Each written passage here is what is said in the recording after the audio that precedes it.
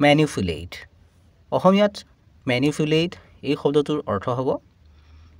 দক্ষতাৰে কিবা এটা ব্যৱহাৰ কৰা লৰচৰ কৰা বা নিয়ন্ত্ৰণ কৰা বা নিপুণতাৰে ব্যৱহাৰ কৰা লগতে ইয়াৰ অৰ্থ হ'ব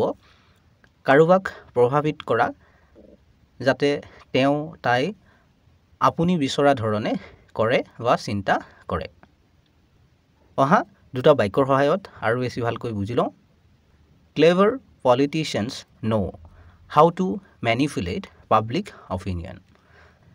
চতুৰ ৰাজনীতিবিদসকলে জনসাধাৰণৰ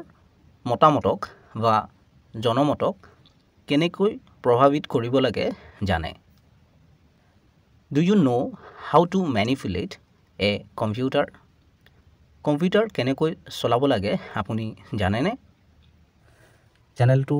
সাবস্ক্ৰাইব কৰি ল'বা কাৰণ এনে ধৰণৰ ভিডিঅ'বোৰ ইয়াতে পাই থাকিবা